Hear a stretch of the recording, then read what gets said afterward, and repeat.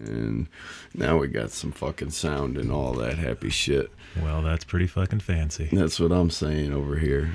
So welcome to April 22nd's fucking episode of 49th episode of whatever the fuck Mark the fucking psycho here.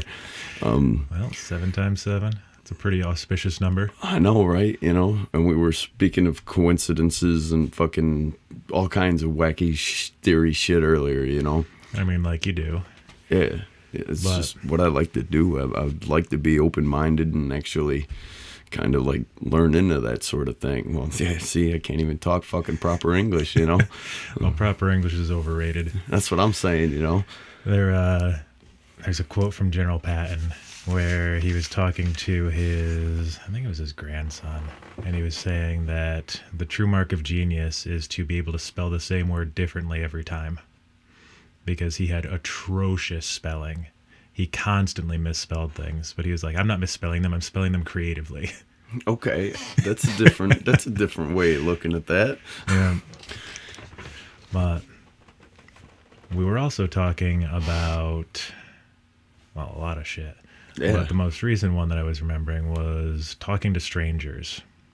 It was a book that I just finished reading, and the author was talking about talking to strangers and about how bad we are at interacting with people we don't know.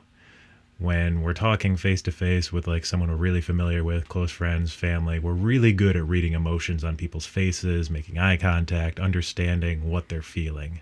Yeah. But with strangers, we're really, really bad at it. And one of the groups that is even worse at it is law enforcement. And the reason they're so bad at it is because they're trained to assume that everyone's face matches what they're feeling. And when there's a disconnect between whether someone is telling the truth and looking shady, or whether they're lying and looking truthful, the police are super bad at detecting that because they believe people based off of their body language. Yes. And so that was a rather striking point, but it came up in the context of like Sandra Bland. Are you familiar with her? No, I have not. She was a woman who had moved from Chicago to Texas to get a new job at a university. And the day after she arrived, she got pulled over by a police officer and wound up getting ripped out of her car and beaten, like, well, not like beaten, but pulled out of her car. The cop was yelling and screaming, and she killed herself in her cell like 3 days later. Holy shit. Because she had had so many negative interactions with police and was starting a new leaf, and all of a sudden it's back to having the cops there harassing her. Yeah. So the author went really deep into why are we so bad at interacting with strangers. So it was a really good book. I'll have to... Who was that by again? I can tell you in a second. I got it on my phone. But yeah, I don't remember exactly. Fuck. Because like, oh shit. Like, my interaction with strangers just freaks them out because I'll scream what up at them like I know them for fucking 30 years. You know what I mean? And they just kind of, they don't know how to take me. Malcolm Gladwell? Yep, Talking to Strangers by Malcolm Gladwell. All right. I'll have to look into that. That sounds rather interesting. It was. One of the other interesting things that he brought up was a study, well, 2 separate studies that were done in Kansas City. And one of them was done in the 70s and the other was done in the 90s. And in the first one, they were trying to test and see whether increased police patrols caused a reduction in crime. So they looked at crime statistics for however long the period was. And then they split up the city into 3 separate areas. One was the control, where they didn't do anything differently. They just had the police responding to calls. Okay. Then one of them, they had regular police patrols. And the third one, they had 3 times the normal amount of police patrolling the streets. And over the course of the study, there was 0 difference in crime. So whether or not the police only responded to reports of crimes, whether the police were patrolling normally, or whether there were 3 times the level of police patrolling the streets, there was 0% difference. which caused a whole tiffy in the policing community. Like, what we do doesn't really matter. This is much bigger than something that the police can deal with. It's a bigger social issue. And then 20 years later, this different researcher came in and was looking very specifically at gun crime. And so he created a 3-part test.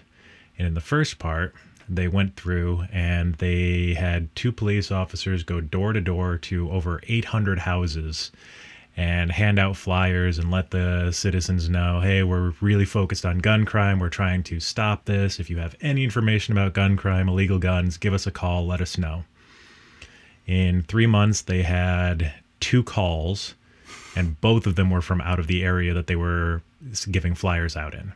So no effect.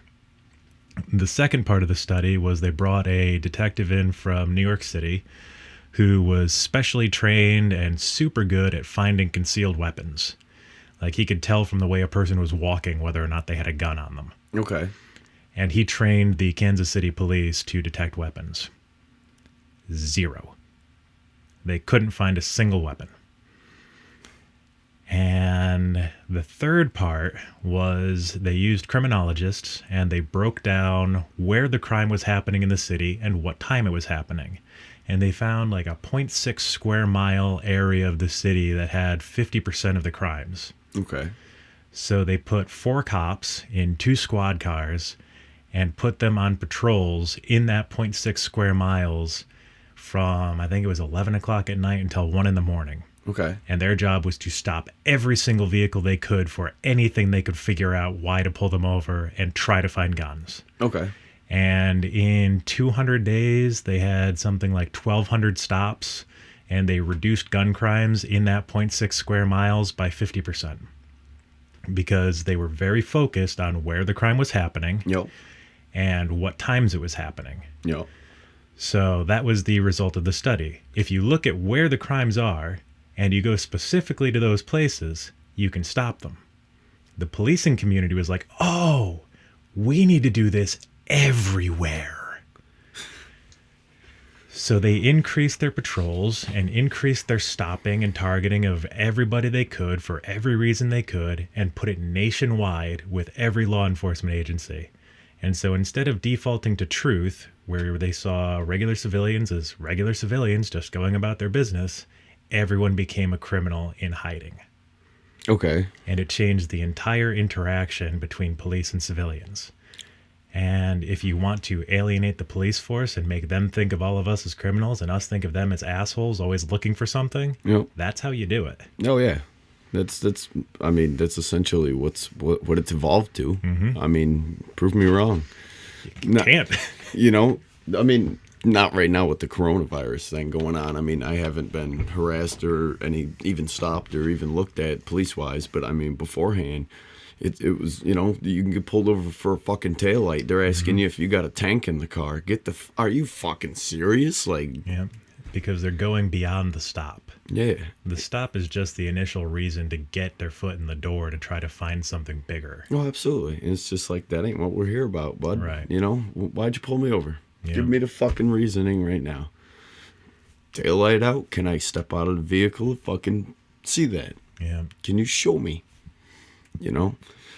That way right then and there, oh, now it's working. Oh, yeah, okay, lick my ass. You know what I mean? Like, people need to question shit, you know what I mean? All these people are just walking around blindly, just fucking assuming that everything that they're told is, legit. Questioning things. That's one of the most important lessons I've been trying to teach my daughter is question everything. Question me. If I can't give you a good reason why you should do something, then ask. Yeah. Figure it out. Like, if I don't have a good reason, I'll admit it, and maybe there's a better way to do it, or maybe we just shouldn't be doing it. Yeah. Because, like you said, we have been conditioned to just accept what we've been told. Yeah. It's part of our education system. It's part of our society, is just believe what you're told. Don't think, do. Yeah. You're absolutely correct. It's that even goes back to religion. That's especially, fucking, you go back to fucking Sunday school, you know what I mean? Like all that kind of shit. Yeah, especially impressionable as a kid, you know what I mean? You just brainwashed. Accepting things on faith instead of Yeah. questioning and trying to go through actual experience. Yeah, and now it just makes everybody uncomfortable to sit there and actually question it. Like, okay, well, yeah, you'll see your whole life was a lie because, you know, you blindly follow MSNBC or fucking CNN or any of the media organizations. They're businesses whose business is to sell a product, and Yeah. that product is a facsimile of news and truth. But people who are constantly consuming that, they tend to, I forget the actual term, but it is essentially when you are so overinformed that you believe that you're taking action even though you're sitting there just watching TV. yeah. It's people who think that they're civically engaged just because they know a lot about what's being said on the news. Absolutely. But one of the interesting things about... Is this going to bother you, No, sir? no, I don't mind cigarettes at all. All right, just checking. With religion is the experience of religion, the experience of the divine. And I grew up Baptist, like hardcore Baptist. Okay. Sunday schools, summer camps, the whole thing, memorizing Bible verses. And about the time I was 13, I realized, well, this doesn't make much sense. It's like, what really got me and what gave me the most questions was free choice or free will. Yeah. And the omnipotence and omnipresence of God. It's like, if God is omnipotent and omnipresent and knows exactly what we're going to do before we do it, then how do we actually have free will? And how can he send us to hell for doing something he knew we were going to do before he ever made us? Yeah. Bill Burr did a good skit on that, basically saying, you created me and now you're going to, you know, through my decisions, which you created, you know, in me, you're going to burn me for eternity over fucking creating me, you know? It's like this whole thing. I'm butchering the shit out of it, but, you know, it's there. It's hard to keep up with Bill Burr. I love that fucking guy. He is hilarious. So that had a lot of questions. It's like, it didn't make any sense.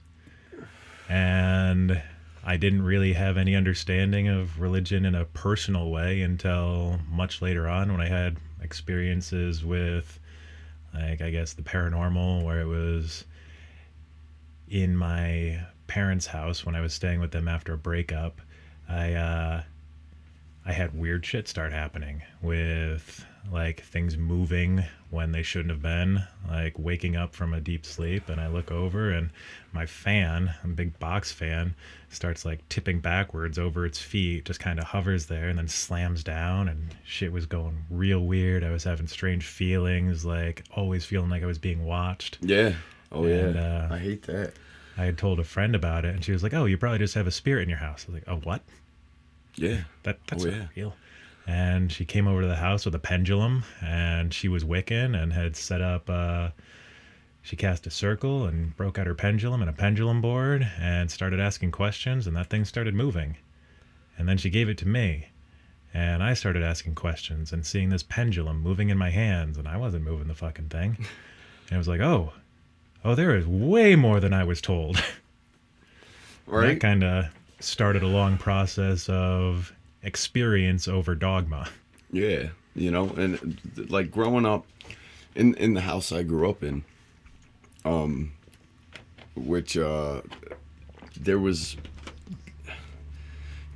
would always be this you could hear like a little girl laughing, dude, like fucking 4:00 in the morning. You wake up to go to the piss or something, you'll feel her sit on the bed, the edge of the bed. You could hear a swing set in the fucking room, like you're at the fucking playground, bud. It was eerie. And I went to the bathroom one time, I'll never fucking forget it. It was like 4 a.m, and you hear a fucking girl laughing like she's having fun at a playground or something, just fucking playing, being a kid. Like 4 years old, you know? And I'm like, dude, what the fuck? The sun ain't even out yet, you know? I open up the back window and I pop my fucking head out of it. Nothing but fucking, you know, crickets or whatever, because it was like July. And I'm like, what the fuck? So I came downstairs and I went outside, dude, and nothing, dead. No fucking kid. No, it was like, what the fuck? And at the time, my sister was older, you know, I don't know, she was probably like fucking 12 or what have you. And so it wasn't her, you know, she was asleep, everybody was asleep. It was just fucking wild, dude. All of a sudden the hair just stood up my arm. It was fucking eerie. And it was like, wow. And I grew up with that forever. And I know electricity has a lot to do with like, oh man, to an extent, some spiritish things, you know. I don't know how else to explain it, Like but the paranormal. yeah, but the house is so old that the basement had it's basically it's not soaked, but there's condensation down there. So the breaker panel over time kind of got corroded. What was the basement made out of? Limestone?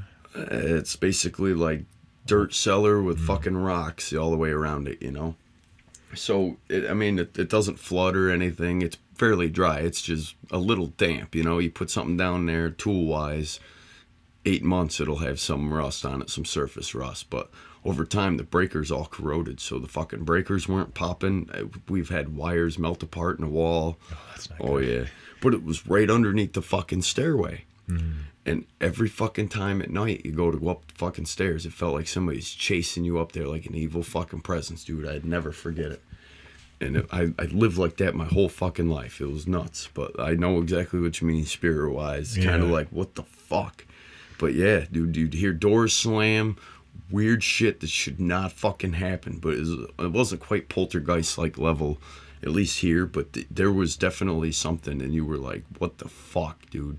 It was intense.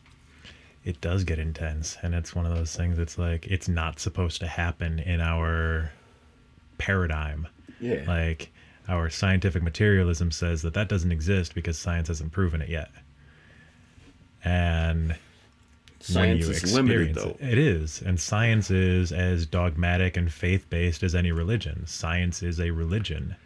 It has its own set of priests. It has its ruling class, its catechisms, its beliefs, and a lot of it is a blindness to things that fall outside of what is currently discovered, what is currently scientific fact. Yeah. Well, just because it isn't scientific fact at the moment doesn't mean it doesn't exist. Like, Exactly. relativity existed before Einstein came up with the theory for it. Yeah, it just didn't come out of the fucking, you know, God's asshole, just like everything else, I mean, essentially, maybe if you it did, follow but- if you follow the fucking Bible to the T, that is. But like, you've met JFC there, Jesus I fucking have, Christ. yep. His theory on it is that there's a bunch of worlds on top of each other in different dimensions, densities, if you will. And that's where he's talking about fourth density and so forth and whatnot. But my thought on that is those spirits or whatever are like third density level shit, where they're there in their own realization and their own universe, essentially. Like we're hindering their space in a way, or they're hindering ours, but they're kind of like fucking, Parallel. yeah, to an extent where they're kind of interlapping each other, and we're feeling that energetic vibe and getting, you know, yeah, that's how I foresee it. My kind of feeling with it is that it's similar to ultraviolet light or infrared or microwave or radio waves. Oh, absolutely. It could be. It's all happening right now. It's all part of our universe. It's just in a spectrum that our bodies weren't evolved to actually perceive or essentially. detect. Yep.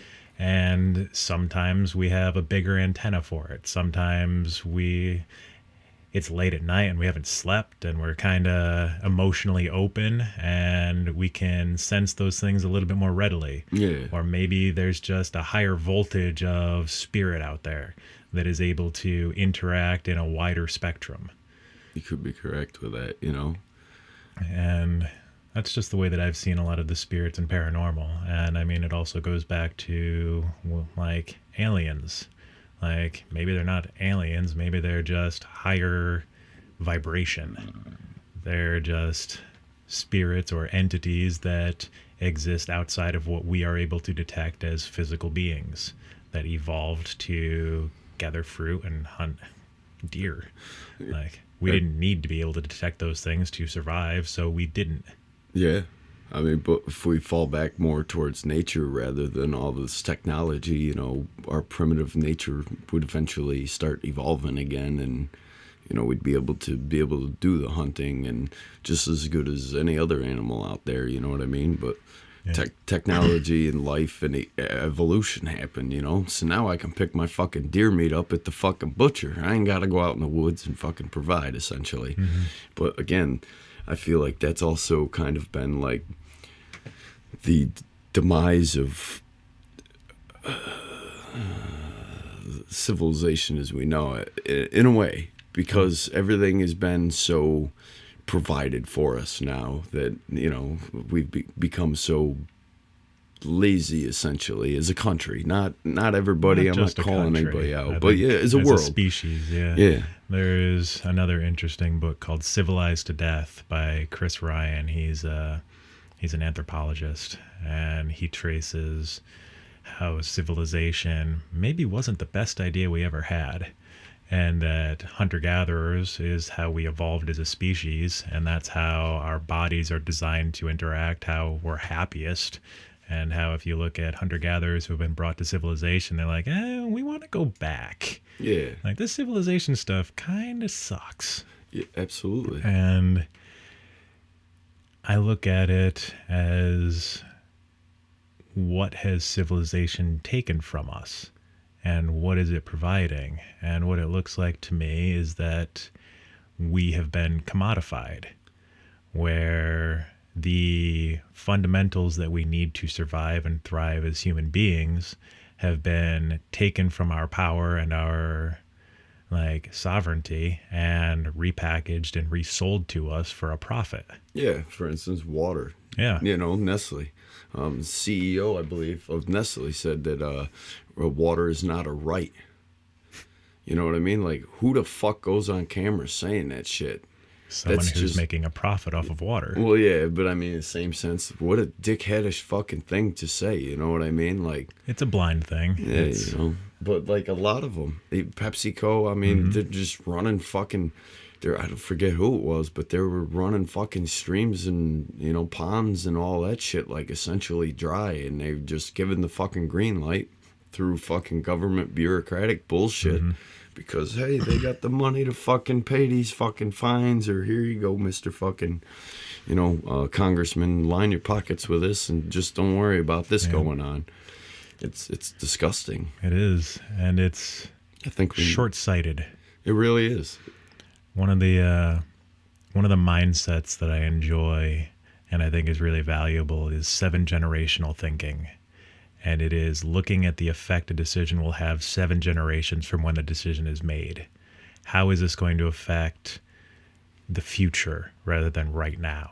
See, I'd be bad at that because I just kind of live in the moment and fucking, it's fucked up my life several times. Mine as well. Like, I am also very bad at it, and it's something that I'm trying to focus on and work with, because I think we have become so short-sighted over what is the immediate profit we can get, the instant gratification, this quarter's earnings. Like, how are we going to make the most of right fucking now, as opposed to looking at, well, we have to live here for a long time. Yeah. And it's not just us. We have a duty to those who come after us. Absolutely. And those who come after them. There is a continuity to life that we are a part of, and we can't disconnect ourselves from it by just being concerned about ourselves right now. Yeah. Well, you had mentioned a point earlier. What the fuck was it? Where we're not so much one with nature. We're trying to be God with nature, so we're kind of fucking extincting ourselves. That's was the thing from Bill Mollison? Yeah. Yeah. Bill Mollison was a founder of the permaculture movement back in the 70s, and the way he and the others who started it, and a lot of us who are currently involved in permaculture, see things is nature does things pretty well, and in a way that builds more life. So maybe we should look at the patterns from nature in creating new patterns for the future, and finding the way things are connected. in permaculture, everything is connected. And if it's not connected, it's not working. Because without a diversity of inputs and outputs, things are really fragile. Yes. Like monoculture, monocropping, like fields of corn are really susceptible to disease and insects. But if you have guilds where you have corn, beans, and I forget the third one that's in the Three Sisters, I always forget it. It's some kind of legume, I think. They're much stronger together than they are separate, and they produce higher yields per like square foot than a monoculture. But you have to spend more time and labor harvesting different things. Yes. But the point of like destroying nature in order to harvest a yield from it, like we are exploiting these resources in a short-sighted striving for profit. Like we all live here, we all need to continue living here, but in order to extract the maximum value, we've mechanized and poisoned and overfarmed and overfished and overhunted, and it's just we're not looking forward, we're looking to right now. Yeah, as a whole, absolutely. And that's gonna fuck us later on down the road. You know? It's starting to fuck us right now. Yeah. Like there's dementia is being called type 3 diabetes now because it's a result of our food. I believe it. All this genetically modified fucking shit, and everybody's the processed foods, the like really high carbs, like a lot of it is just lacking in nutrients and packed full of artificial chemicals and all sorts of other stuff. Yeah, fucking, it blows my fucking mind now. And that's shit that the FDA puts fucking stamp of approval on. Fuck yeah, sign it up, you know? A really funny story about the FDA was, I think it was in the 80s, there was a study of traffic patterns in Washington, D.C., because for some reason there was really, really bad traffic that couldn't be accounted for with the width of the roadways and how many cars were actually on the road. And so over weeks of studying it, they realized that during rush hour every morning and every night, there was one car that was always in the high speed lane, but was always doing exactly the speed limit. So it was creating rolling traffic jams wherever this car was going. He was a functionary with the FDA. And over the course of his career, like if this story that I heard was true, he had never approved a single drug. He always stamped them no. And it was this one guy who thought when he was interviewed, like, well, I'm doing the speed limit. I can be in whatever lane I want. This is the lane that's open. Nope. So he chose that one because it was more convenient to him to fuck over everybody else around him. Oh, absolutely. But the FDA is doing some really good things with MAPS. We were talking about MAPS earlier, and yep. Johns Hopkins with, for those who don't know, MAPS is the Multidisciplinary Association for Psychedelic Studies, headed by a guy named Rick Doblin. And they've gotten, I think it's emergency phase 3 for clinical studies of MDMA assisted PTSD treatments. And their protocol is using doses of MDMA, which is commonly known as ecstasy, in a clinical setting with 2 therapists. The person has like a soundtrack and a blindfold, and they're sat down and they're made as comfortable as possible. They're given the MDMA, and they're asked to recount or relive traumatic experiences. And with MDMA being what it is, it overwrites the traumatic experience with a much more pleasurable and safe one. And over the course of 3 treatments, it is taking treatment-resistant PTSD and making it so it doesn't exist anymore. They're curing people of post-traumatic stress disorder, and they've been doing that with veterans because we owe a debt to our veterans to not send them overseas for pointless wars and then bring them home broken. Absolutely. So I think MAPS has done some incredible work, and the stroke of genius of targeting the veteran community for help kind of puts the government in a little bit of a catch-22 where they can't say no when it's being proven that it's working. Yeah, especially because they don't want to look like assholes to veterans any more than they already fucking have. Yep. I could follow through with that. I could understand that idea and concept, you know? Yep. And, like, I know we've both done MDMA allegedly. So if you had allegedly done MDMA, you can speak from experience that it is a consciousness expanding chemical that really can help change the perspectives and beauty of the world. It really can. It opens up your mind. I don't even know how else to really fucking put it out there, but yeah, it's really expanded my mind and the want to be open-minded and really learn like different opinions and theories and thoughts, and it's definitely helped me and helped calm my ass down quite a bit, I must say. I like the there is a small push allegedly. To have it, yes, allegedly recategorized not as a psychedelic but as an empathogen. And I like that term, empathogen, for MDMA, because that's what it feels like. It makes you much more open to emotions, to feelings. Yeah, that's where I get fucked. More subtle movements of energy. And the first time I took MDMA out at a club and experienced music, like, I had never been one to dance. That was never something that I was interested in, because dancing was... like, I was a very macho, masculine person. I just felt like people watch me and I'd be all fucking embarrassed. And I self-conscious, I couldn't do it. Yeah. And I'm still overcoming that daily. The first time I did MDMA at a club and there was music and I started dancing, and it felt so liberating and so freeing, and it just felt incredible to move to music, to sense that vibration and an energy. And... like, since then, I've taken dance lessons. I've danced all over the place. I've actually done performances, and it's like, I never would have done that without MDMA. Oh, yeah. I never would have had the experience of like, oh, music is so much deeper than I ever could have imagined. Yeah, it's fucking wild shit. It is, and it gives an appreciation for, like, string theory, like music, quantum physics, but drugs. Yeah.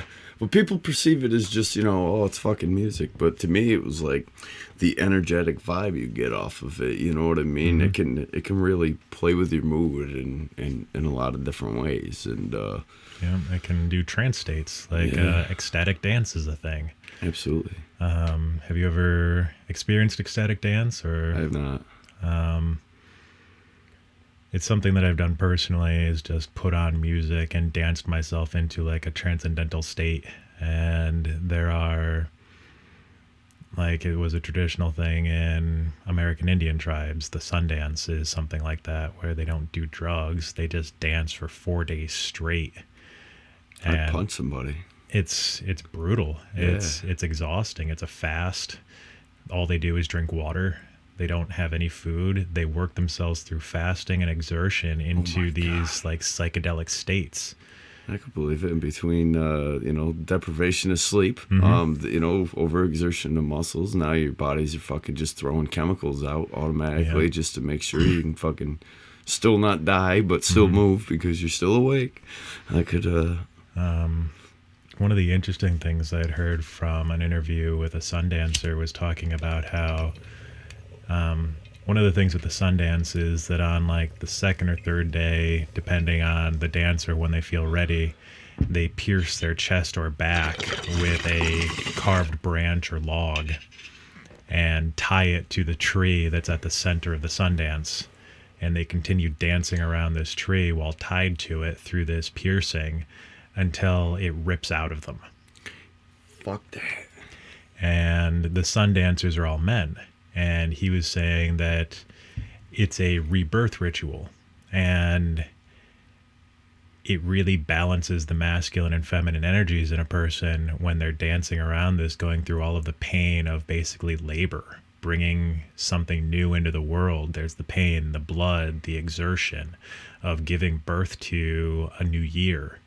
And it's a way that the men of these tribes are able to share in that experience with women of bringing new life to the world. Okay, that's a different way to perceive that, you know. That's not something I'd be open to try. Fuck that. Yeah, like it's by invitation. Like Sundancers are highly regarded, and it's not something just anybody does.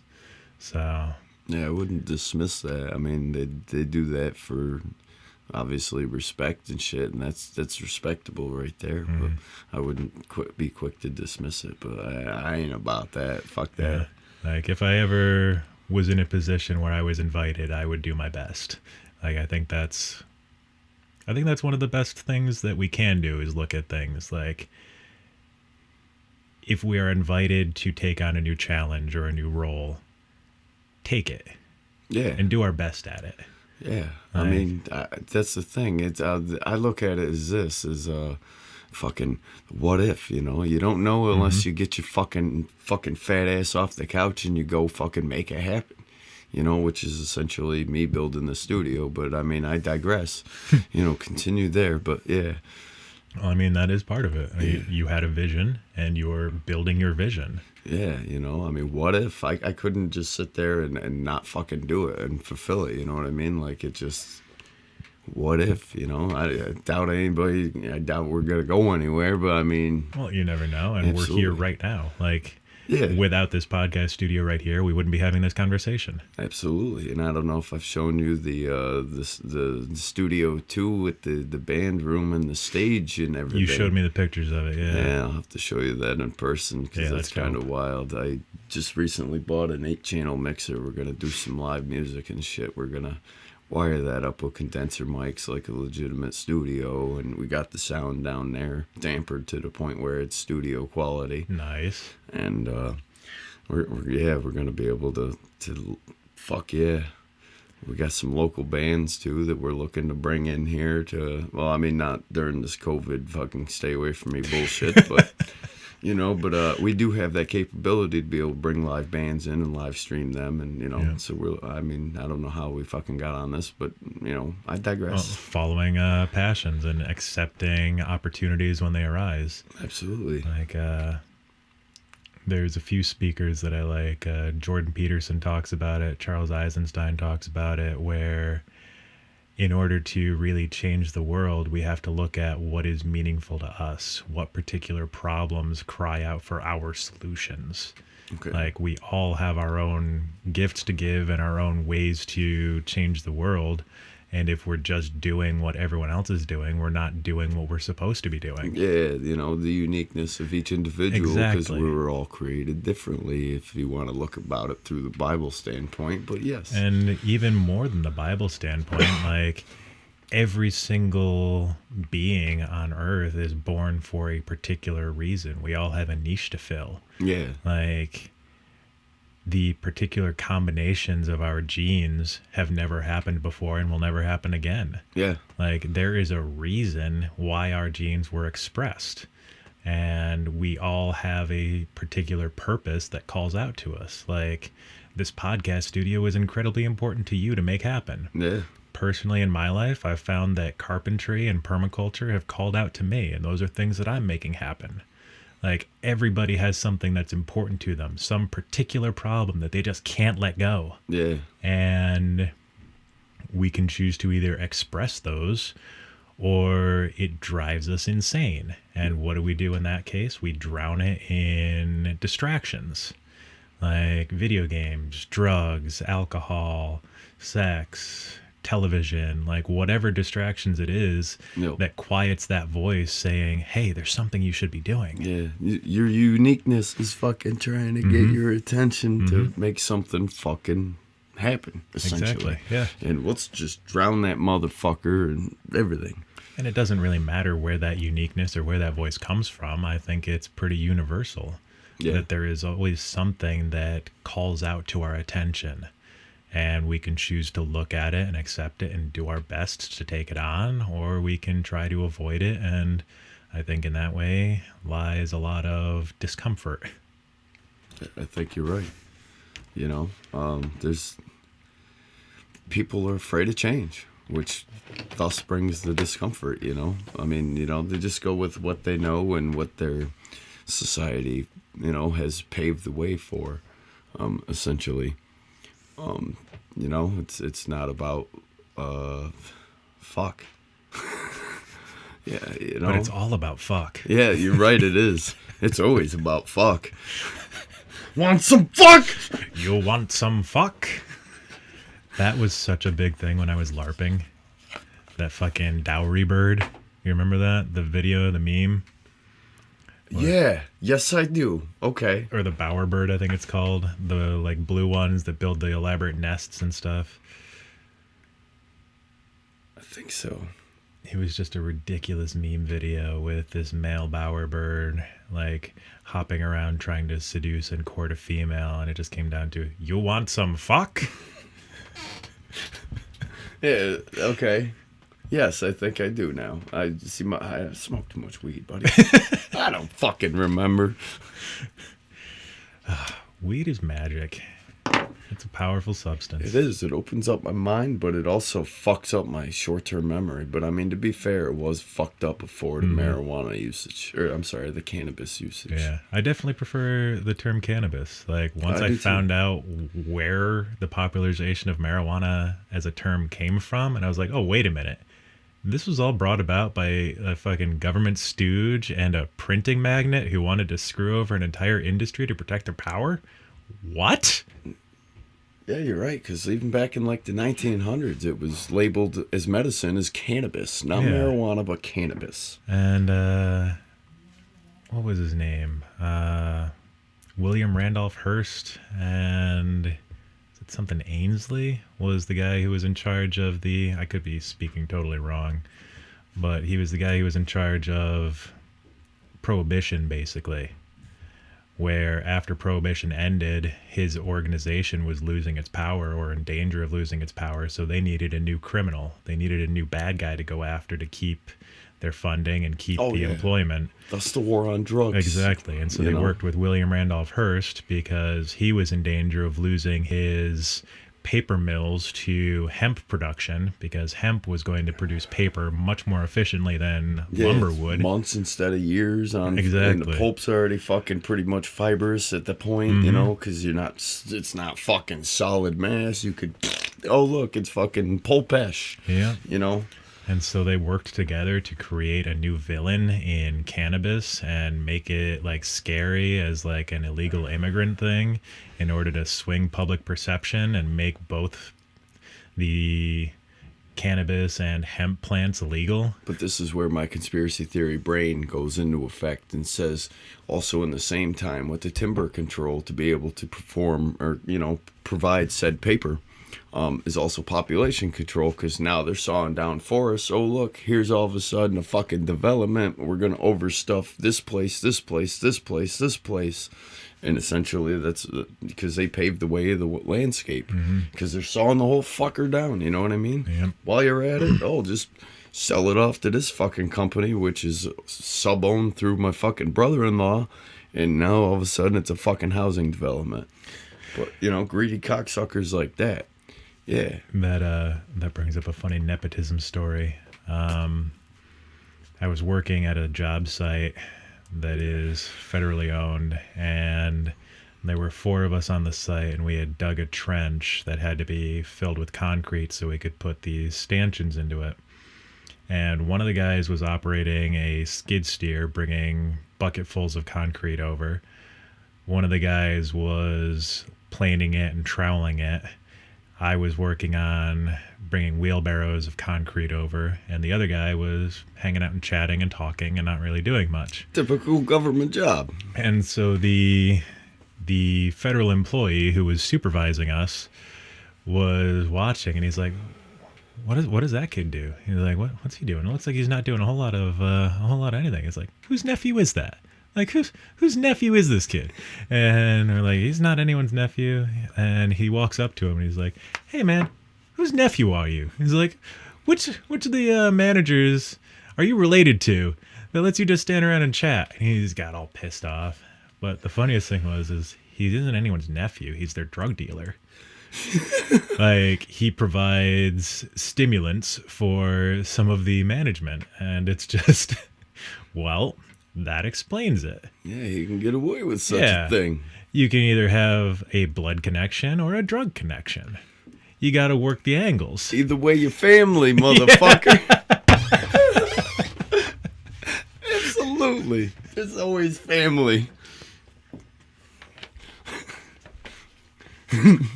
One way or another. Mm-hmm.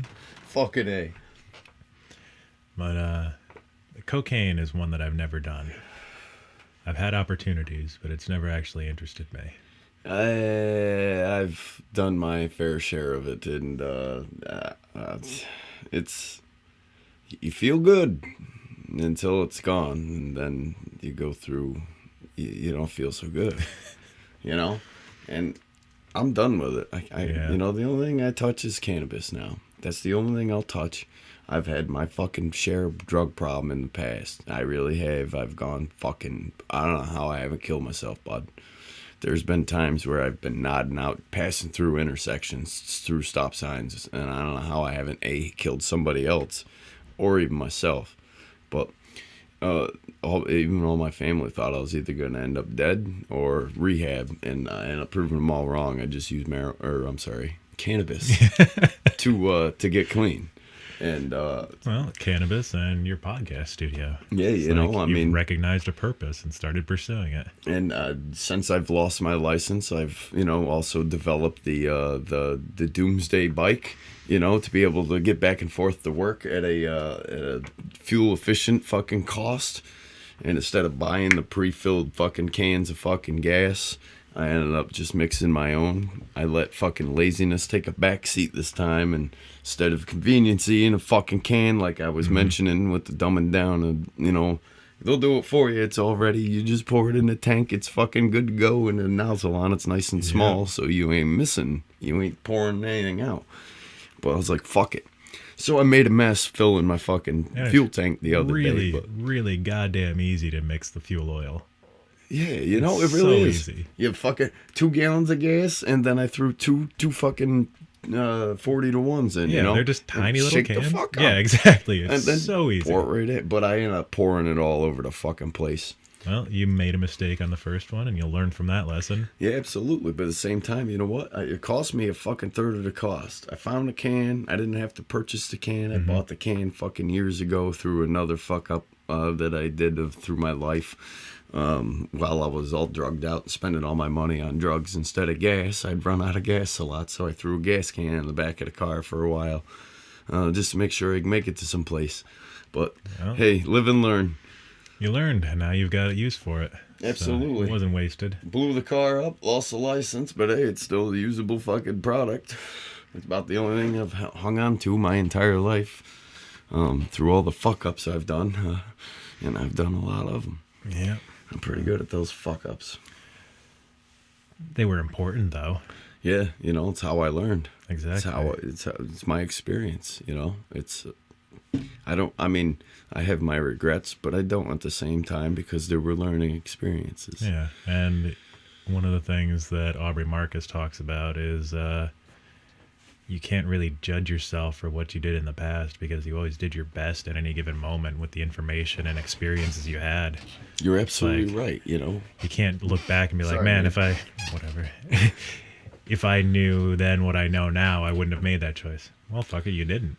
You didn't know then what you know now. Yeah. You know now what you know now. Exactly. And you're going to fuck up in the future, and then you're going to look back on that and be like, oh, man, if only I had known. Well, you didn't. You did the best you could with what you had. Yep. The tools, the knowledge, the experience, the whole fucking nine.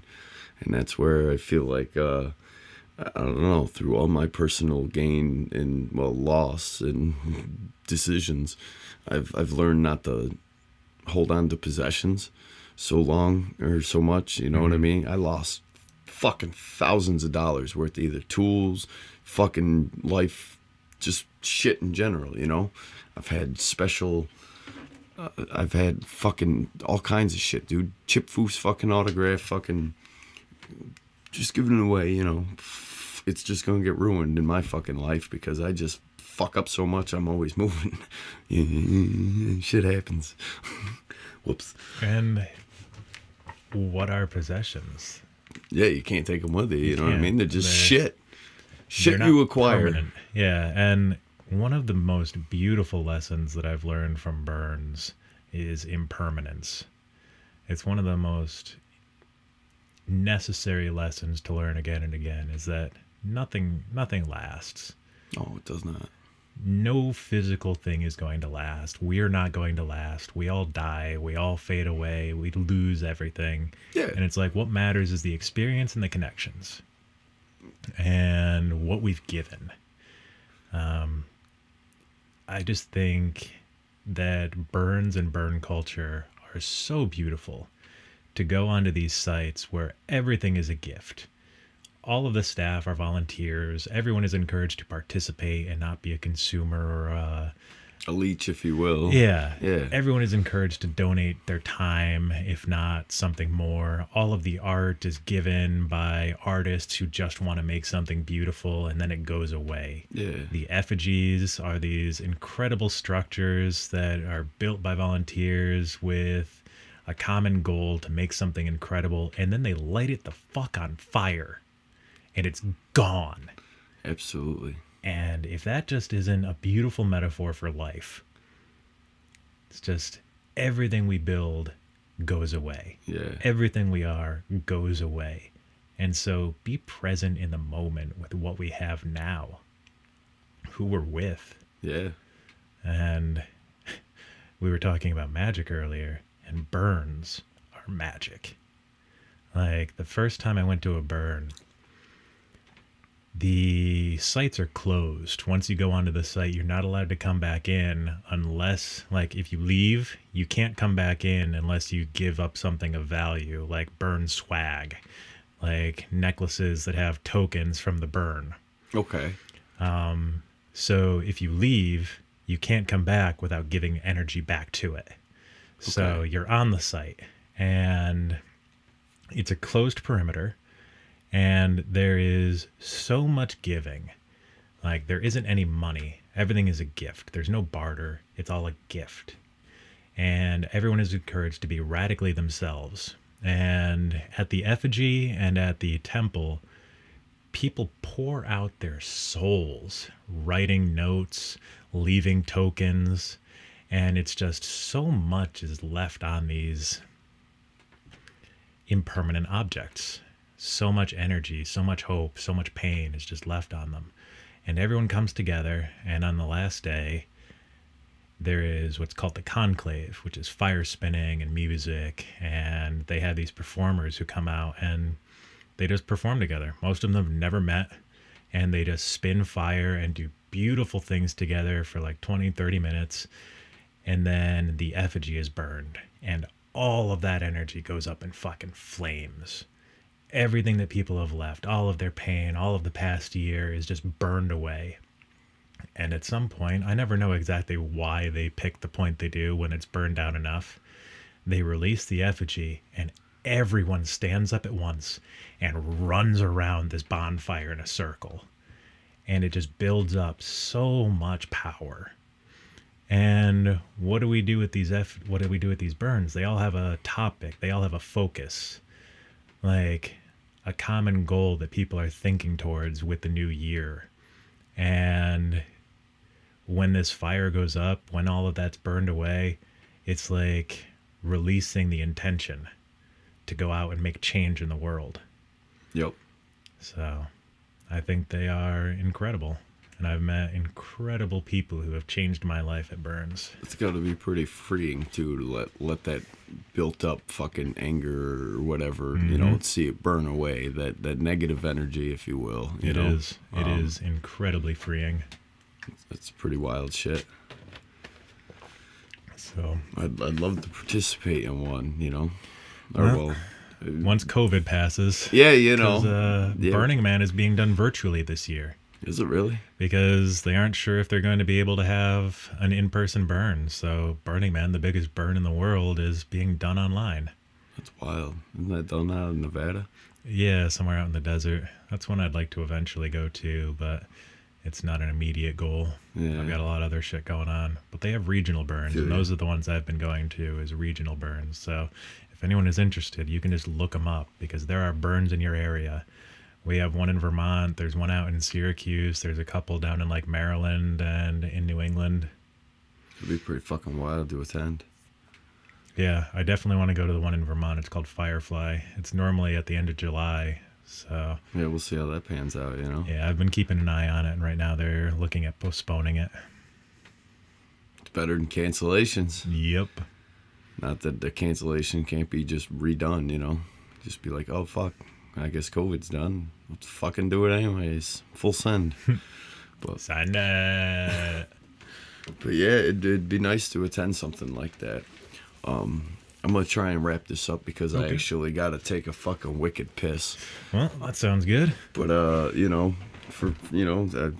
I'd love to have you on for future shows and whatnot, you I'd know? enjoy to be on again, and maybe us and Jesus fucking Christ can have a conversation. I know. I feel like we get deep into fucking thought and all that happy shit with that going on. You know what I mean? Sounds like a good time. It really is. I feel like it. You know, we could cover all kinds of topics more so than I have on this fucking notepad of whatnot.